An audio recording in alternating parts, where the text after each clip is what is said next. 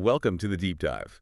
Today we're getting into something I think is really crucial for any organization investing heavily in artificial intelligence. Definitely. We're looking at a pretty fundamental question. Yeah, a huge one. Why do so many AI initiatives, even the ones with really sophisticated cutting-edge tech, just, well, why do they fail to make any real impact? Exactly. And our mission today isn't to get bogged down in the technical jargon.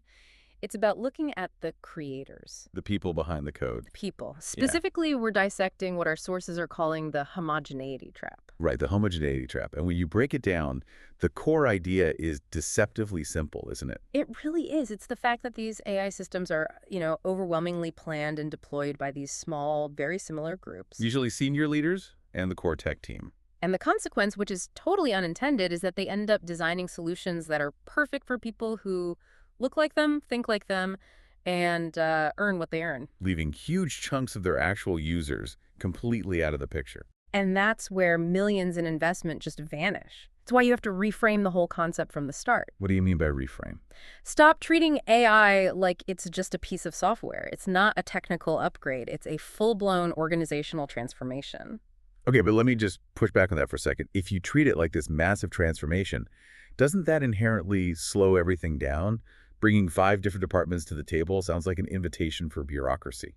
You'd think so, but it's actually the opposite. It's risk mitigation. You need that multifunctional expertise precisely because AI touches every corner of the business. Okay. I mean, look, if you exclude human resources, you have zero strategy for upskilling your workforce or managing the anxiety around job displacement. And your adoption rate just dies before you even launch. Exactly. And you need finance experts in there too, right? Not just to sign the initial check. To actually stress test the ROI assumptions? Yes.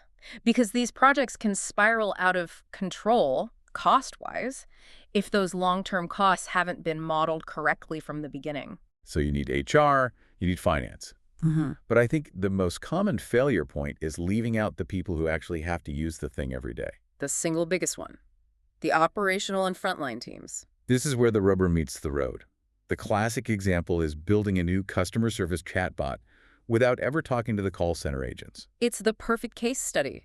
That chatbot is almost guaranteed to fail. You're missing years of lived experience of real-world problems. And that idea of lived experience leads us directly to the second pillar, doesn't it? It does. It's all about diversity and worldview. Because AI isn't neutral. It inherits the biases and the worldview of its creators. 100%. Their collective assumptions, their digital literacy, their specific privileges, it all gets baked right into the technology. It's a profound strategic danger.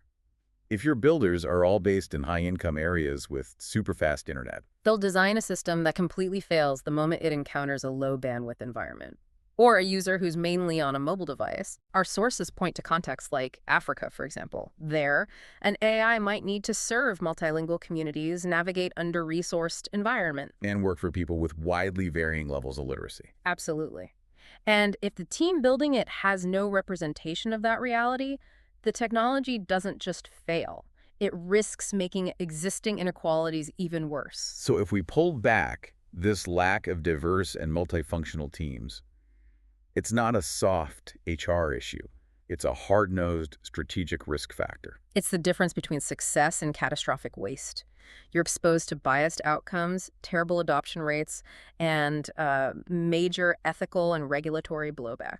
Because the AI just reflects the dangerous blind spots of its builders. It becomes a mirror for those blind spots. So ensuring you have that diversity from day one isn't charity. It's a core business mandate. It's how you build resilient tech that can actually scale beyond a pilot. Exactly. We get so obsessed with the sophistication of the algorithm, Yeah. but that's secondary. So what's the final thought you want to leave us with?